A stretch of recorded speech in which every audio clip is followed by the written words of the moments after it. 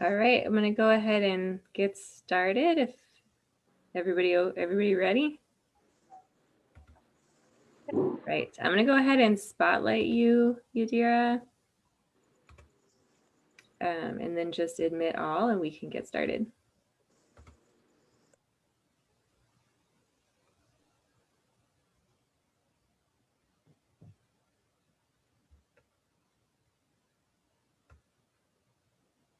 Okay. Welcome everyone, and we can go ahead and get started.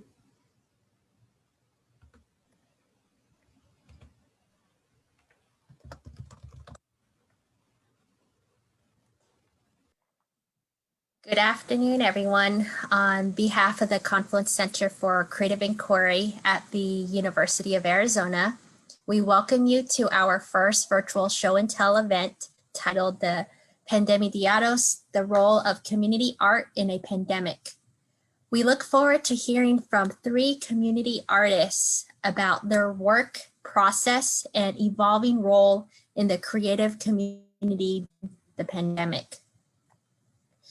I first acknowledge that the University of Arizona is located on the native homelands of the Tohono O'odham Nation and the lands of the Pascua Yaqui tribe. I'm currently in Tempe, Arizona, so I would like to also acknowledge the Salt River Valley on ancestral territory of the indigenous peoples, including the Akamo O'odham Pima and Peeposh of the Maricopa Indian communities, whose care and keeping of these lands allows us to be here today. I would like to go over a few housekeeping updates for this afternoon. Each community artist will present for about 8 minutes, and we will open it up for Q&A at the end. But feel free to address a question in the Q&A feature box located at the bottom of the screen, and we will try our best to get them answered at the end of the presentation. Next, I would like to introduce you to Javier Duran, who is the director of the Confluencenter for Creative Inquiry and professor of Latin American and Border Studies, who will introduce our moderator for this afternoon. Thank you, Yadira. It's an honor and a pleasure to be here. And for those of you who are not familiar with Show and Tell, we've been running this series since 2012. So this is our 8th anniversary, and I'm really excited to welcome a guest that is going to talk about our collections, Veronica Reyes Escudero. She is the Catherine Willow Head of Special Collections at the U of A Libraries, and she has served recently as the Borderlands Curator and Instruction Coordinator for Special Collections. She works with donors, faculty, and students across disciplines, and using special collections materials to engage the community through events that highlight the archive's rich holdings on the US-Mexico borderlands. She has written and presented on incorporating archives-based research into curriculum and about the intersection of special collections with the digital humanities. And she recently co-authored a book, Latinos in Libraries, Museums, and Archives, Cultural Competence in Action, an asset-based approach. And very important, she was my student some years ago, great student. Welcome, Veronica. And that was the most important thing that got my start. So buenas tardes a todos. Thank you for having me. It is a great pleasure and an honor really to be part of anything that the Confluencenter puts forward. So I am here in awe of all of you and the work that you've done. For context, in terms of the PandemiDiarios, I just want to provide this level of context. Special Collections at the University of Arizona Libraries is committed to the interests and experiences of the local community we serve. Family photographs and printed materials like postcards, letters, certificates, brochures, and other programs are rich in information. These materials not only add to the historical record of Tucson and the US-Mexico borderlands, they often add context to and fill gaps in important historical events as well. So creative responses to day-to-day life, like those created by the community for the PandemiDiarios project, especially during times of extreme challenges, as is this pandemic, bring to light voices and representations of those often unheard. This project is directly in line with our commitment to showcase community archives. So thank you for bringing us along and making us part of this as your archive now, which is going to be open and accessible to anyone. So Leon, I don't know if you wanted me to walk through it or you're just showing it. Yeah, we just wanted to, this is the unveiling. So Yay. wanted to celebrate that this launched today, and it is so exciting for us, as you said, Veronica, for bridging the community art with museum and archiving and academia. Anything else you want to say? No, I mean, just that, you know, this is for the public. This is for any researcher who is willing to, or not willing, but able to use and incorporate this material. What I love about projects like this is that it provides different aspects of our daily life and our Borderlands community. It provides different views other than what we see in the news, you know, which tends to be very often dramatic, and it can be, and it is, but this is coming from the voices of the individuals working here. So it's, you know, it's community for community material. So I'm really proud to be a part of this. But really just, you know, together with Confluencenter, like I said, you guys come up with amazing projects. So we're happy to be a host to this archive along with our other materials. Thank you so much, Veronica. I did just post the link in the chat. So again, this is public. Everyone is welcome to check it out, and please explore for yourself. It's very exciting. I was just showing some of the work of some of the artists that we have present with us today. So Javier, I think we'll pass it over to you to introduce our moderator for the afternoon. Yes, thank you. And thank you, Veronica, again. I cannot say how thankful we are for this collaboration and for the role that the libraries play, not only in the life of the university, but also in the life of the community. And I encourage our community members viewing this event today to really explore the library and the library system. There are a lot of resources that they can benefit many of the things we do. And also the commitment of the libraries to the Tucson community, to the regional community. I think that's really, really very important.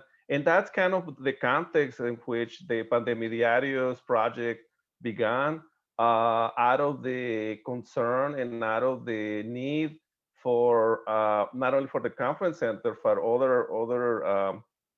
other entities to really get a pulse of what was going on in the community during this difficult time, which it was still under that difficult time. But it seems that issues of resilience and issues of community empowerment are also emerging as we're facing a very difficult enemy in this virus. But also the stories, as Veronica mentioned, of hope, stories of overcoming challenges, and also the voices that populate our communities, which is a very important component of what we do at the Confluencenter. And with that, I'm very happy to welcome our moderator, who is also a community member. We are really trying to create this engagement, not only in terms of the projects and the artists, but also the people that are mediating these conversations. And I want to welcome Jose Jimenez as our moderator today. Jose Jimenez is a Tucsonian who grew up in the South Side. He disclosed that he was born in California, but that's okay. And we consider him a Tucsonense, 100%. And 20 years ago, Jose started curating eclectic art, furniture, and more through his business Petroglyphs Gallery. And it remains an important figure in our local art community. Through Petroglyphs, Jose uplifts Mexican, Latin, and indigenous culture for popular audiences. and hosting Confluencenter's show and tell events and many others, Petroglyphs continues to serve as a hub for supporting arts and artisans as well. Jose has been very active in our community, in particular in the nonprofit sector. He's a board member of Living Streets Alliance and also a board member of Tucson's International Mariachi Conference. And Petroglyphs now is located at the MSA Annex in the Mercado San Agustin, but he might share some of his plans. And I'm also really thankful for Petroglyphs hosting show and tells last year. So we want to continue this relationship and crystallize a more fruitful relationship as we move forward. And we believe Jose represents one of these bridges in the community. Bienvenido, Jose. Welcome.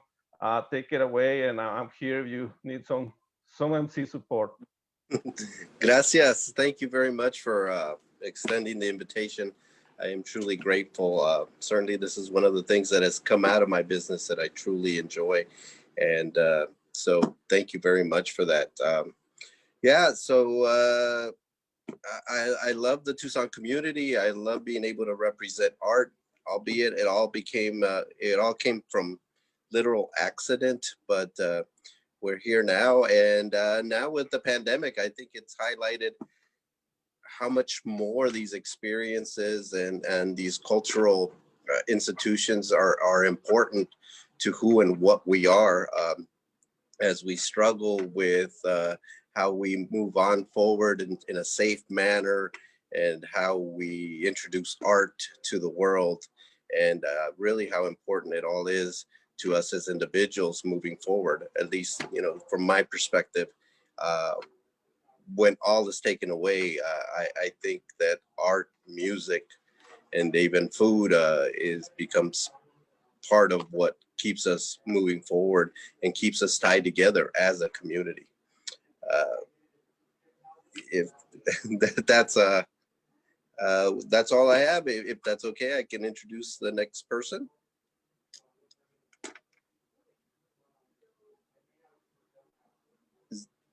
Go ahead. So I'd like to introduce Pita Juarez, who is a filmmaker, journalist, a political communication strategist in Arizona. She was a queer immigrant woman from Guatemala who works to uplift the story of marginalized people through effective and compelling storytelling. Pita received critical acclaim as a director and producer of the award-winning documentary You Racist, Sexist Bigot in 2018, and this year for the PandemiDiarios-supported short film La Morena. Although the filmmakers were forced to modify their creative processes with the arrival of COVID-19, the project was ultimately completed. And with that, I'd like to turn it over to Pita Juarez. Hi, everybody. Thanks so much for having me and for all the support with La Morena this year. Like Jose said, we had to get really creative about how we put out a film when people aren't going to theaters. And so one of the things that we were able to do was to partner up with a grassroots organization here in Phoenix called Poder in Action, and do a lot of digital outreach with them. And that really helped promote the film and really target some of the audiences that we wanted to see the movie. And that was a really beautiful partnership and a lot of learning lessons. But it was really great to challenge ourselves to think outside of the box in terms of how do we get people to see this film. And one of those was, how short the film is. So I'm excited that because it's so short that we'll be able to watch it here today. And so I don't know if you want to show it right now. I'll let Leona. Should we head there now? You ready? Sure. All right.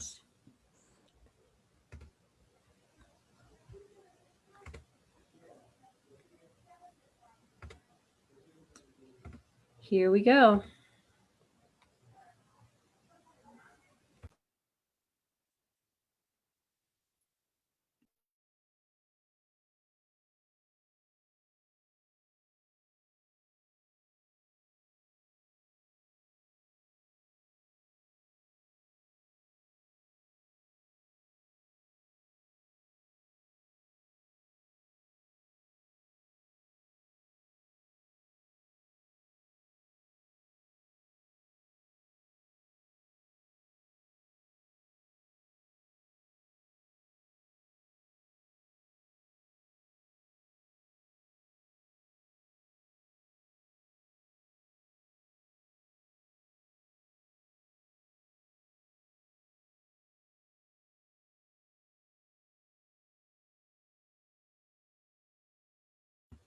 So sorry, folks.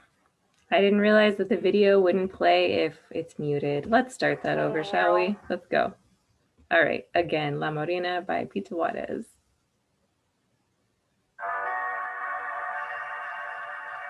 Better?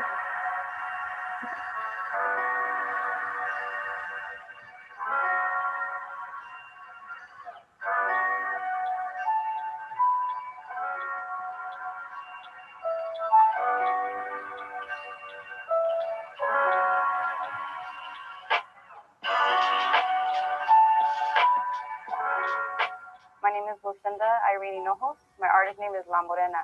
I am from Phoenix, Arizona. I'm Chihuahua, Apache, Pima, Yaqui from my mother's side, and Chicana. So the power of art to me is painting murals that unite communities, that bring people together, that tell stories and educate and heal people. The mural is of a migrant girl who represents many migrant children that have been detained by ICE in our border under the Trump administration. The little boy at the bottom is representing other migrant kids that have actually been detained and freed. And we're still trying to fight to have them reunite with their families. The border is in the mural to represent the separation between the families. The hummingbirds represent light workers and messengers. They travel between freely, and to me, spiritually, they've been connected to me, so I added them to the mural. Or on the border, we wrote, "End family separation," because we are demanding that with this mural that we want change. We want families to remain together and not separated.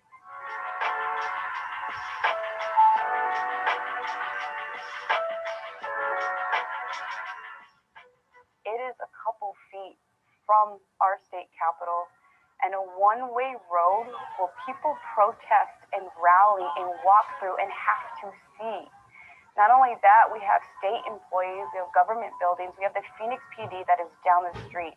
So this is like a slap in their face to pay attention, to wake up and connect that we are all human beings.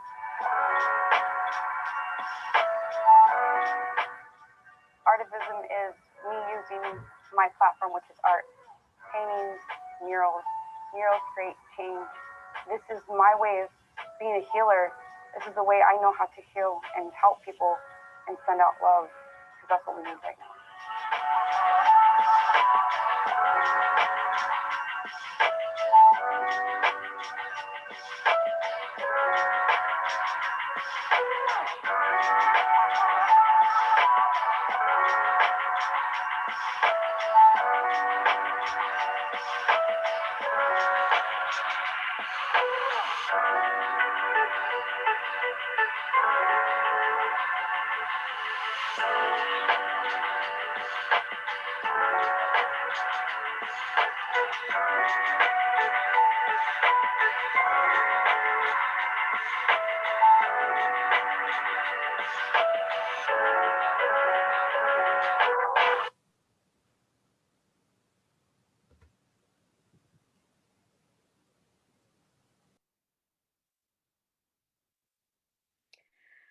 Yeah, so thanks so much for watching, and you know, I really hope that we could continue to share the film, some of the proceeds, again, because we partnered up with a grassroots organization here, who Lucinda La Morena is working on another mural with them about police brutality, is where a lot of the funds are going, and splitting it with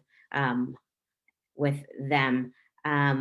I don't know if you have the link in order to share so that people could, I also could just add it here. I dropped it right before the film. I'll drop it again right now. Okay. But yeah, so was there any questions? I think we might actually save Q&A for the end. Okay, okay. Mm-hmm. And then I had just a couple of slides.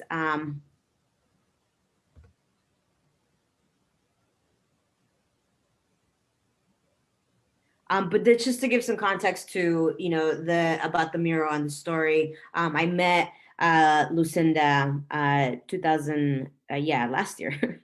And she had never done a mural. She's been a muralist.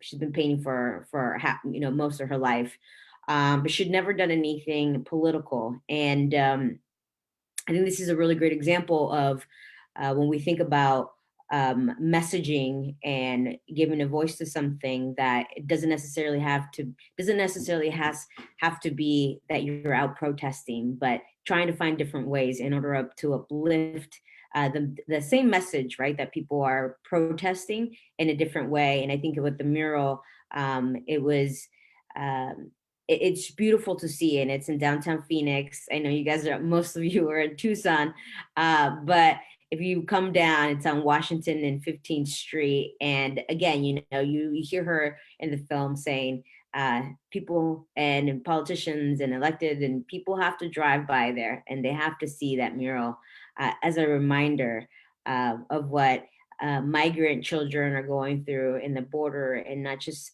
the children, but the families who are on both sides. And I really am, proud of the work that we were able to do with the film, and we were able to get really great media attention.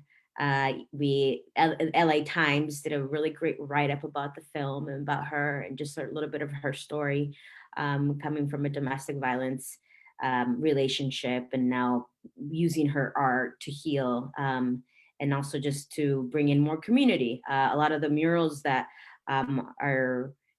she's doing right now, in the film, we're inviting community to come also and paint. All the little butterflies, I help shade those in. So I call myself a little bit of a muralist. But it's just, a great way to also engage other community members into this project that they will consider something that they also provided and help create. And that's also a really cool feeling. So yeah, thank you so much for all the support, and I'm super excited to just keep continuing to connect with community artists, and interested to hear how other folks are using their art, and not also just using their art for power, but how are they engaging through COVID and trying to find different outlets and different tools in order to put your art out there. But with that, I'll let Jose introduce the rest of the panelists. And thank you so much again to PandemiDiarios. Thank you. Wonderful. That was a great movie. Appreciate that. And so I'd like to now introduce Yurika Isoe. She's a textile artist who is passionate about changing our relationship to what we wear. Through her roles in both the Subspace Art Collective and Arizona Citizens of the Arts, Yurika uses her position to advocate for and uplift those who are marginalized in the realm of textiles. Her work asks us to envision a clothing industry which models the ethics of sustainability, mutual aid, and resilience that is regenerative and adaptive to the changing needs. And with that, I turn over to Yurika. Salam alaikum, peace be upon you. Thank you so much for inviting me to this panel. It's been an absolute pleasure working with Confluencenter, and just the idea of different disciplines intertwining. It's been amazing. So I put together a little slideshow that I'm going to present now. Let me see. Okay, I'm going to share. Perfect. Is the full screen working? Okay, awesome. So when the pandemic started, I was in my room like many of you, and I recently started my journey in the Islamic faith, and I found that a lot of my clothing that I had was no longer in the dress code that I wanted to follow. So I had an excess of textiles around me that I no longer was wearing. So one of the first things that I wanted to do was to see what I can do to transform these textiles instead of simply recycling them or putting them into the thrifting waste stream, which a lot of textiles that go into the secondhand market ultimately end up being incinerated or put in the landfill. So that wasn't really a viable option for me. So I started to make masks in a direct response to early as an early COVID-19 response when we really didn't know what the virus was about. If everyone can just kind of think back in early March or mid-March, actually, a lot of masks were, there wasn't a mass production of masks yet that hit the stores. Like a lot of fast fashion was delayed to kind of catch up to the demand. So there was a lot of grassroots sewers, moms, grandmothers, dads, and uncles just sewing masks for the community. So I really wanted to help out in that way. So that's why I started designing and upcycling these textiles that I had on hand. This is what my bedroom looked like a lot of the time, is a lot of masks hanging out. I don't know what everyone else's bedrooms looked like, but that was mine. So this is an example of an upcycle that I did. This was a shirt that had some beautiful embroidery and some hand-dyed designs, and I was able to kind of cut out the designs in a way to make a mask like this. My biggest point for using textiles that have already been manufactured, such as like in garments, was so that I'm not adding to the very extractive industry that is textile manufacturing. As I went through the months of the pandemic, the protests for George Floyd's murder began this summer, and there was a direct need to raise funds for protests or bail funds. This one was for Tucson Reparations, which is a local reparation group that distributes funds to Black folks in Tucson. But this was a collaboration that I did with a local artist, muralist, that put a mural into one of my collective spaces, which translated into a bandana. So that was a special collab that I did with her. And these bandanas were sold to raise funds for Tucson Reparations. I think as an artist, during the protests in the summer, I really wanted to meaningfully contribute in a way that I'm Asian, and even though I'm a minority, I feel I have proximity to whiteness and the privileges that come with being lighter skinned, and I'm a settler as well. I'm not indigenous to these lands. So I think a big thing for me was what can I do right now to use my skills to help out the movements of that I was seeing organically growing. So I did a lot of fundraisers with the mess that I made, and people were really receptive to donating for raffles, or even one of the models that I did was the first 7 people to donate gets a mask. So those were flash fundraisers that I held on my page. And let's see, I think they say the amount raised, and it can go from $110 to $300. So I was really happy that I could raise those funds in even 24 hours. So that's some ways that I've been using my sewing skills. I've also been giving the masks away that I make. So I make a couple a day throughout the pandemic, and they're available for the community members at a sliding scale or pay what you can basis. And I really wanted to reimagine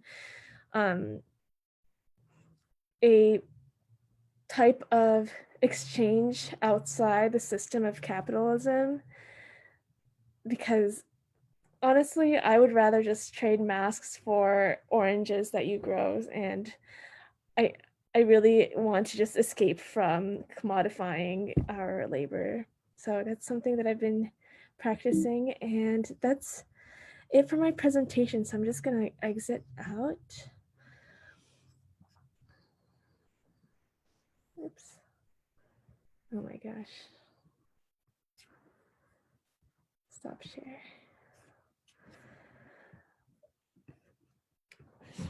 So that's been what I've been doing, and that was the center of my PandemiDiarios.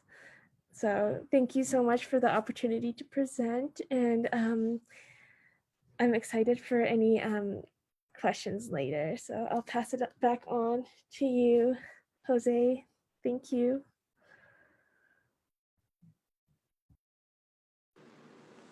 Thank you so much. Those are lovely masks, by the way.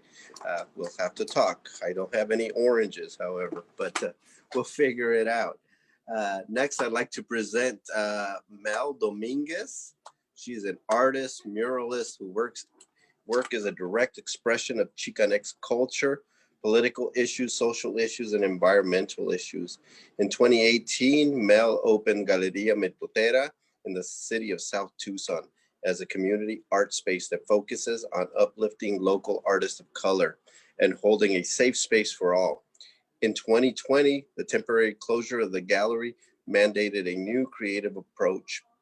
Mel's interview series, Art Chats con la Mitotera, featured live interviews with local artists who share what they've been creating during the pandemic, what has been inspiring to them and their current struggles. Through art chats, outdoor markets, and virtual paint nights, Mel has modeled what creative adaptation in the pandemic can look like. And I now present to you Mel Dominguez. Hey everybody, thank you for having me. This is really exciting to be able to talk to you all. I love all the projects that I just saw. So this is what we did during quarantine, as Jose was sharing, having a physical space and then going down to quarantine. My partner was looking at me and she knows that, yeah, I'm an artist, but I'm also a social butterfly. So she said, hey Mel, why don't you check in on your other fellow artists? So with doing that, we came up with this idea, and I'm gonna share a short slide with you right now. We're just popping this up real quick. Thank you for your patience.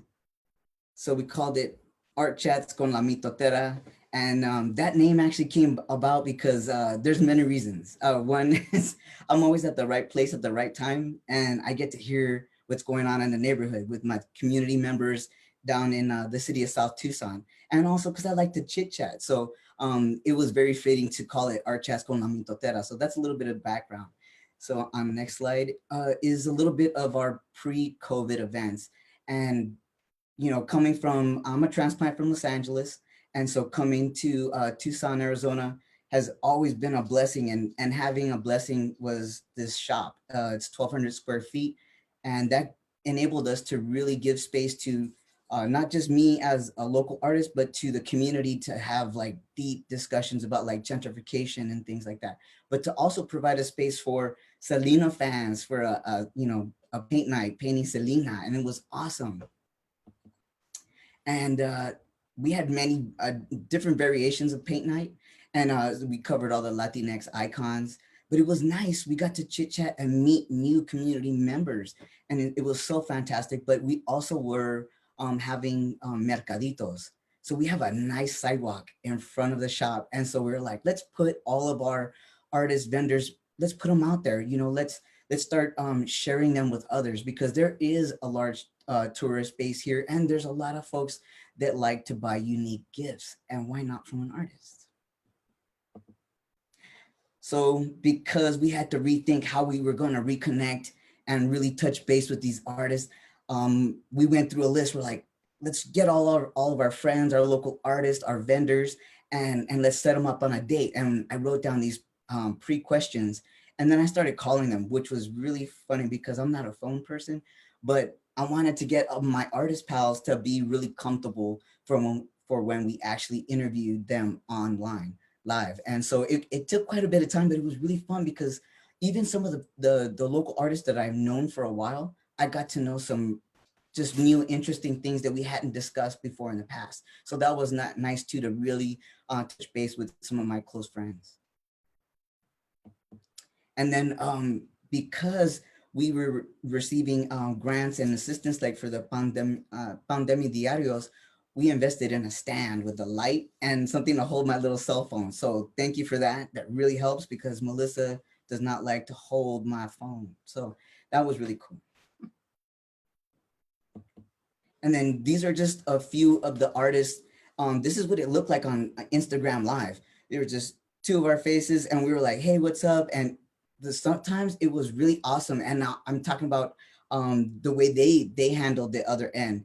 And it was really fun because it was their space and they felt comfortable because they were in their studio and we were just chit-chatting like we were by ourselves, but people were in listening in and chiming in. So it was really nice. And then this one's really fun.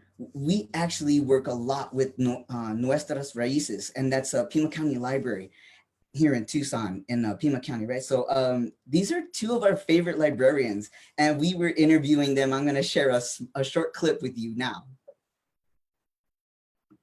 For our chats live on Facebook, I'm your host, Mel Dominguez. We have special guests, Melissa Dominguez, Arisa, and Paulina from the Pima County Libraries. I want to know what you both are reading right now.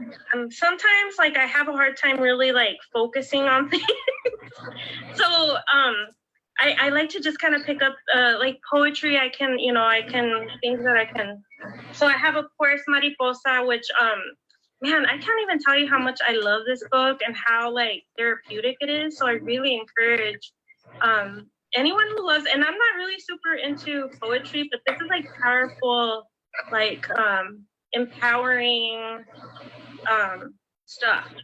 Paulina, in that book, if you look for it, there's a page that says, Mija, it's okay to be greñuda. Hey, Mel, why are you saying that? No, it's in the book I shared. Why? So it was really fun to interview just locals and friends. We've covered 34 interviews and like in the thousands of minutes. It's amazing. And what is it, 8,431 views like on social media. It was just so much fun. I didn't realize the kind of attention and kind of a feedback that we were gonna get from everybody that's on Instagram and Facebook. So it was a really good experiment. It was an awesome way to pivot for us. We were still creating more interviews and trying to upload them. We were just giving a little space and time and break, but we're gonna get back to it. And I'm super excited because there's a lot of people that I need to interview to share their stories with you all. So that's it for now. And thank you so much for inviting me.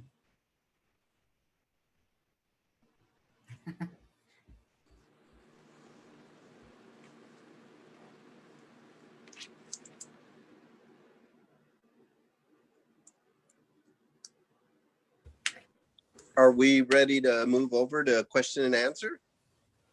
Yeah, we are. So Jose and Javier, we can kick off the Q&A and I'll put everyone here on the spotlight.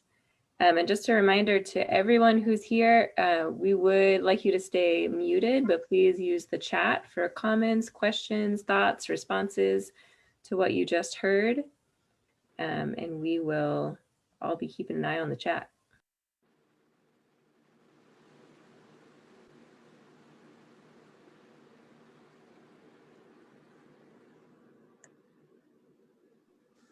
I just want to say that librarians are essential workers. So thank you so much for highlighting their work.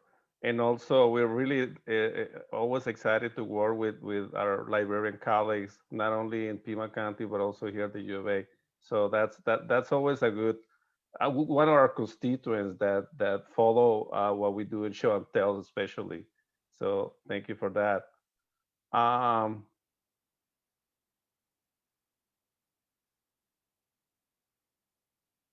So there's a question for Eureka.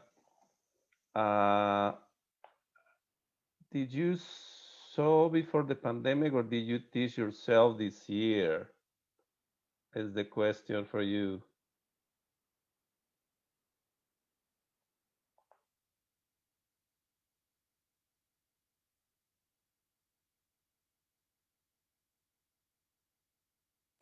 Eureka, are you not able to unmute yourself? Okay. Oh, So sorry about that. sorry Let's see about what that. we can do here. Do you want to respond to chat? No, we can do it. No? All right, now can you unmute yourself?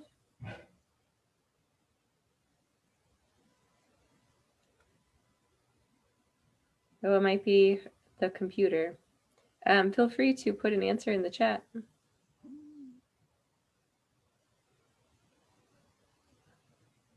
think she might be looking at a microphone.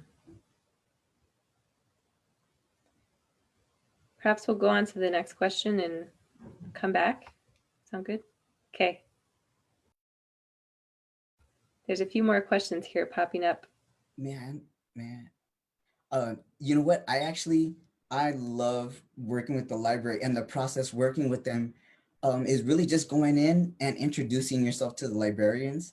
But it means so much to work with them because they're so involved and they know so much of all the new featured books, and some of them to even share with some of the young people, and then some of them that I haven't even seen yet. So it means a lot to me to have stopped and interviewed them, because a lot of times they're so busy with the community, it's hard to talk to them. So it was really nice to interview them.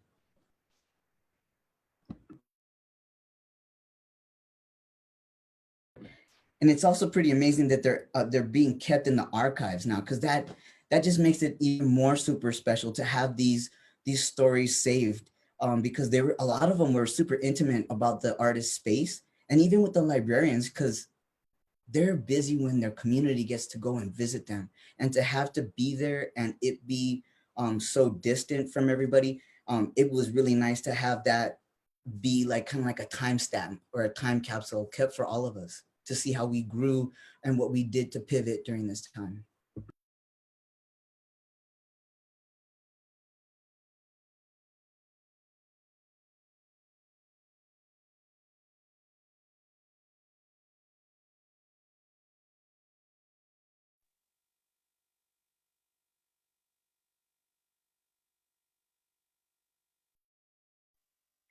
Jose, you want to take the next question or ask the next question?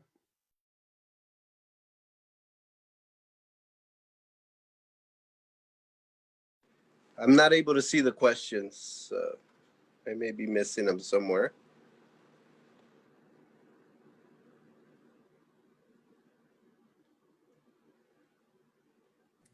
I just sent it to you, Jose. Okay. No la veo. Am I doing something wrong? Javier, you are on mute. Well, sorry. I was wondering if, not seeing a question, if Pita can talk about the process that she started talking about the collaboration and how this exchange of visual, the exchanges through the images that it's happening between the artistic and the political. How do you manage how do you balance that? I think that's important too, because work in the community sometimes it can be really really intense, and sometimes the energy, the creative energy, it might sometimes not be there. But I'm curious about how do you balance that, and especially with the people you're working with, and especially in these heavy times.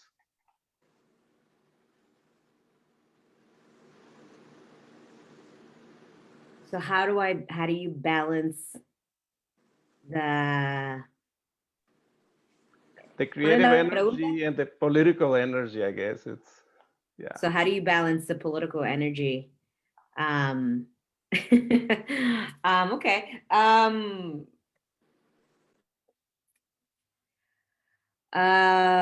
Yeah, it's I'm trying to think of like what the question is. So I guess I'll talk about the process of in my interaction here with working with libraries. For me, the process was I'm continuously working on films that have to do with some type of social justice issue. And because we're in Arizona, there's plenty of that to go around. And so I really try to look for people who are doing something for the community. And sometimes it's a health clinic that's helping undocumented people who have no health insurance. And sometimes it's an artist who is painting a mural. And they're really important stories. And I'm happy that I'm able to use my skills in order to uplift a lot of the cool things that some of our people are working really hard on, and a lot that goes unseen. Cool stuff that's happening, and a lot of people who are behind the scenes. And for me, it's a wonderful feeling to really uplift them, and so they can also get a little bit of credit for all the wonderful work that they're doing. So it's a little bit of the process of how I'm looking for stories within this like political movement that we're in. If I don't know if that answered your question, but Yes, it does. Yeah, thank you. Yeah, because that's, I think, part of the challenge that we've seen in not only the projects, but the people. All of us. We're trying to balance so many things, and sometimes sometimes something seems to give, but at the same time, there is another thing pulling back to say, no, we got to continue doing some of the important work. Thank you.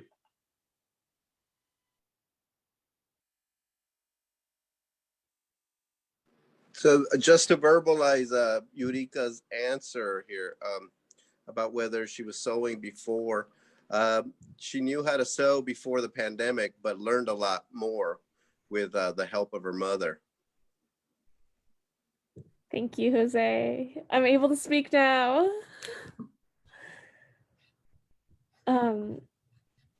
Actually, sewing has been in my family for a while. My grandmother was a POW in World War II.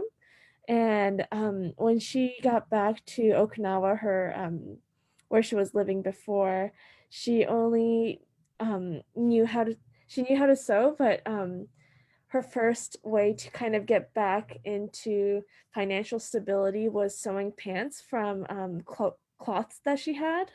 So she started there and then kind of worked her way up into designing uniforms after the US had kind of, so Okinawa was in American occupation for a while. So that's when a lot of the uniforms came in, and that's, she was sewing uniforms in the school systems, and she became a uniform designer. So I've been around sewing machines my entire life, and yeah, she kind of inspired me to kind of take agency of my, I guess, income source by applying the skills that I have with my hands. So thank you for that question, whoever asked it.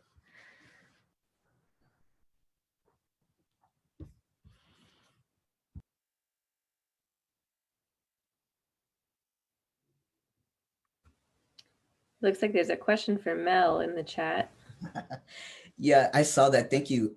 Actually, one of my favorite, there's a lot, so many of them are good, but the one that was really like, it hit me right here was I interviewed Marielle from Tilted Halos. And, I knew about the gluten-free cupcake dessert and all this good stuff. But then when I interviewed her, she told me a little bit more about what her past and what she was building on. And so it was a really touching story, and really inspired me as an artist. And then as far as interviews, oh boy, I mean, I'm continuing to meet people like all the time. Like it's insane, even in quarantine. So I have a couple people I'm going to interview pretty soon, and I'm just trying to get everything together to interview them. But but with Marielle, it's special because she's not only helping herself, but then she's creating like a project that's broader to help more people in her kitchen. And so I'm like, and just even some of the new innovations that she's even thought of on her own, like to do a gift box, like, and I know her, it's like a small women-owned business. Like I get to see those things. So it's awesome for me as an interviewer now, like, and to see that creative side of the mind. Like people are like, hey, how do we take it, further, but it was also important to highlight Marielle because she, there's folks that she works with that are, they were incarcerated.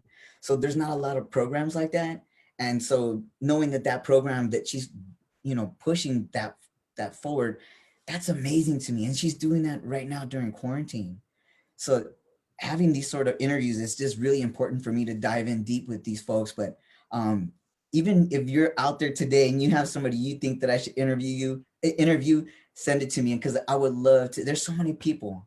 There's so many stories here in town and beyond, but I'm hoping to bring that back soon.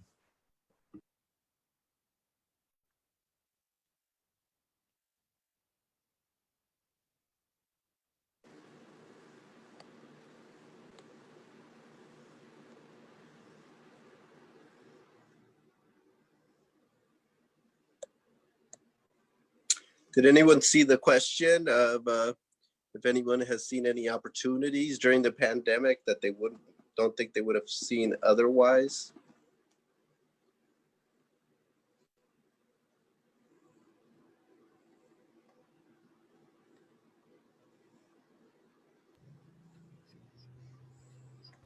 Well, for me, the pandemic and quarantine has given me more access to my friends, my local artist friends, that sometimes we are always working, So to have time to talk to each other was really awesome. That was one of the benefits. And then the other opportunities is having a virtual paint night. I mean, I get to kick back at home and make myself a cocktail and everything, and really hang out with people.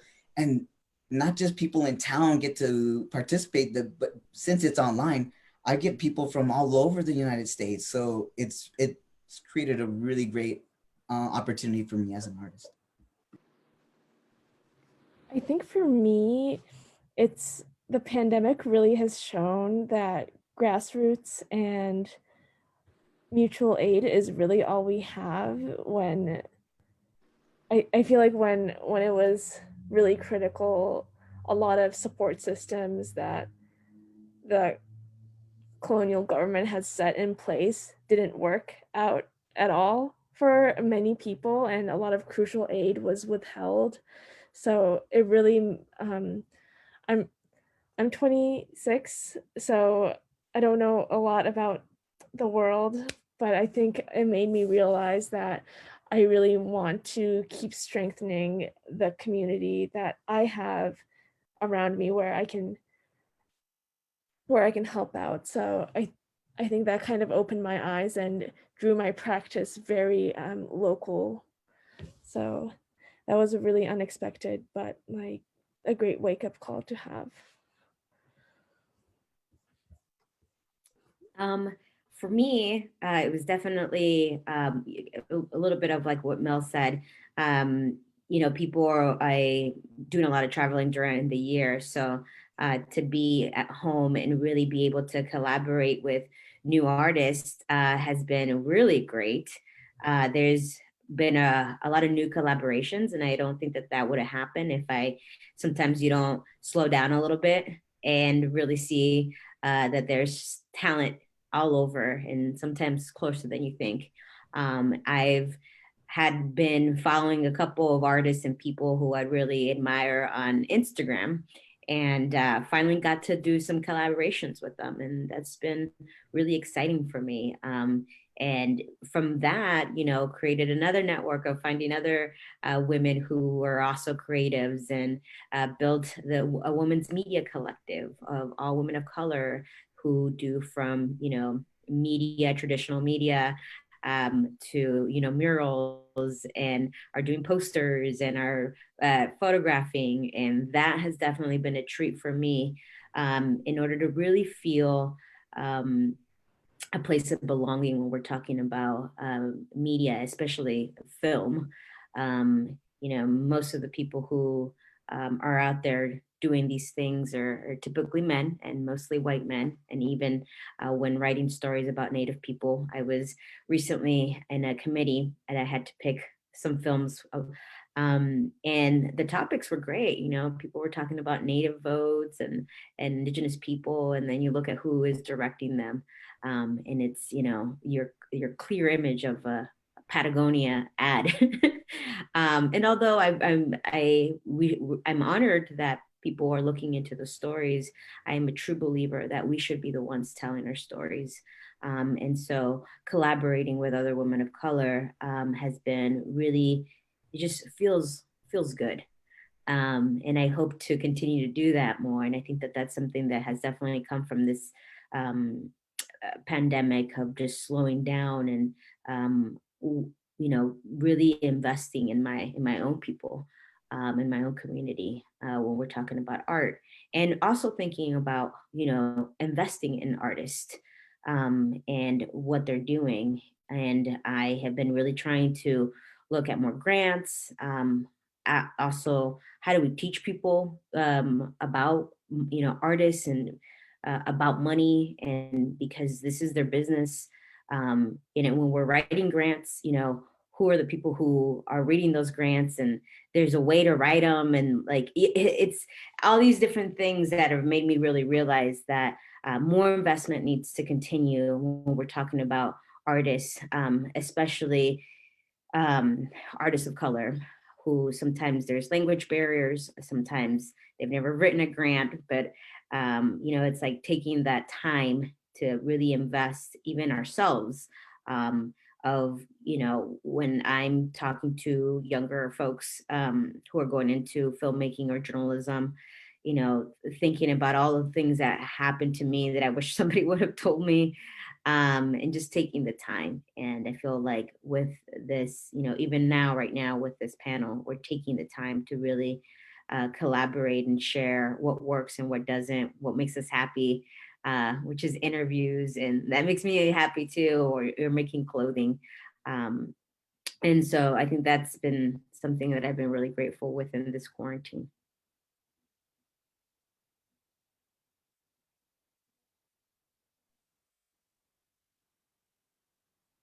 There's a question, and I'm gonna read it because we have Facebook Live too. Those people might not see the chat. Are there new ways of creative collaboration, communication, or mutual aid that won't go back to normal after the pandemic, in your opinion?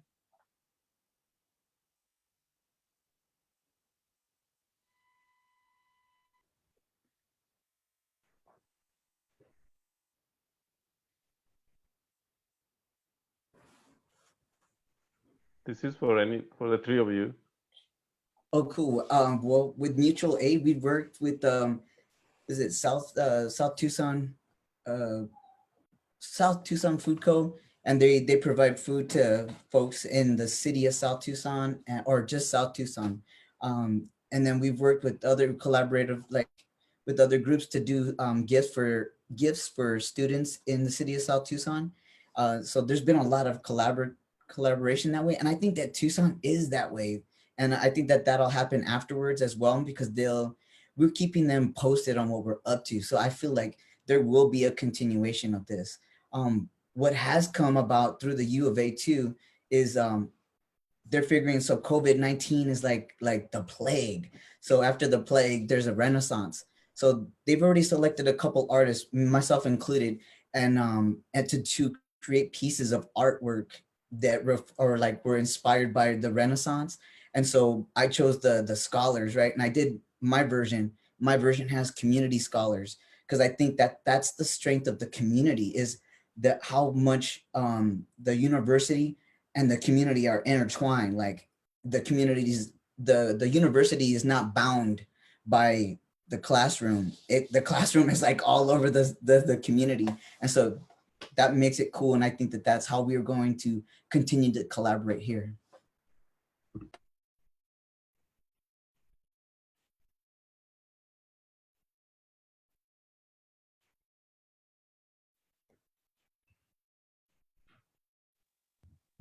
Sorry, I'm just like thinking of this topic. It's like such an interesting to be back in a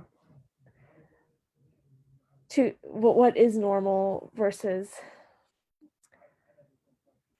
that won't go back to normal post-pandemic. I really think that one key thing is for these efforts, especially mutual aid, to not be co-opted by the 501c3 or any other groups that have links to, I think a lot mutual aid comes from a resistance standpoint, I believe, or that's how I understand mutual aid to stem from. And I really want this movement of decolonizing and equity to all start with BIPOC individuals, and for us to keep growing our network in that way. So throughout this pandemic, I really feel even more connected to artists of color, and I've been really happy to be able to work in that sphere. Peter was talking about grant making, especially I work in the grant making sphere currently, and I don't think there is going back to normal in terms of going back to the structures of oppression and heteropatriarchy that we've been under. So I really hope that this pandemic has been a time to really be disillusioned with the system and reimagine something new.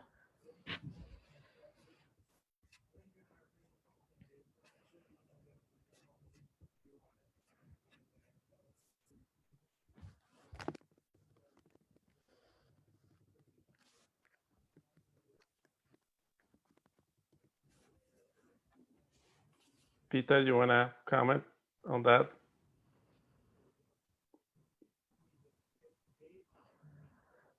No, I think I just have to agree and with Mel and Eureka.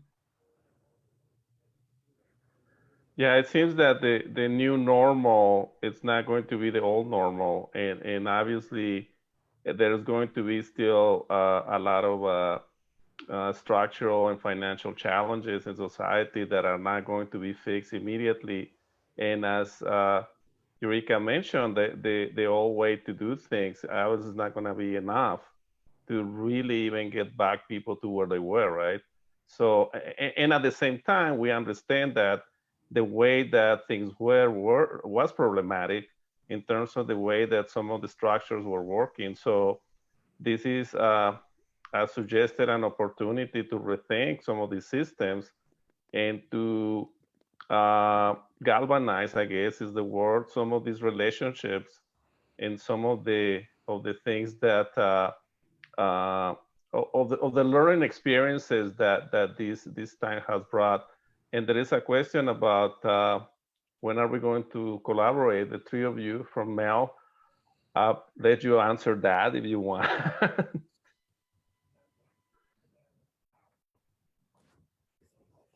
Look at, I'm totally open to that. I'm just saying, because we're here talking about what's post all of these things, and I just think on top of that whole the normal, I think what the pandemic and quarantine has also like helped us all look at and focus on is our relationship to each other as humans, like being on that phone so much, and like and now I wish, I'm like, man, I should have gone and had that beer with David, like, you know what I mean, like, or I should have gone and visited and got those plants and things like this. And And so now I feel like the new normal, or not the normal, excuse me, the redo is, you know, how we spend time with each other. Because like I'm here, I feel like we're all here because of the story that life gives. And being in quarantine, there's no story except, you know, how my cats are doing or how my dog is doing, you know, and that's what we miss so much about each other. So I'm hoping that we can all like at least be in a safe space all together again, and really think about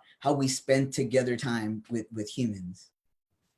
Definitely. I feel like the quarantine and being in a pandemic has really focused my understanding of what community care looks like, especially being a part of our collective that owns a space in Tucson. First and foremost, health, and then also the emotional well-being of everyone, and who feels safe in our space and who feels safe with another person. So when we are, it's safe health-wise to be around each other, I really want to consider the emotional safety that people feel around each other as well. So that's kind of heightened my understanding of our relationship that we have with each other.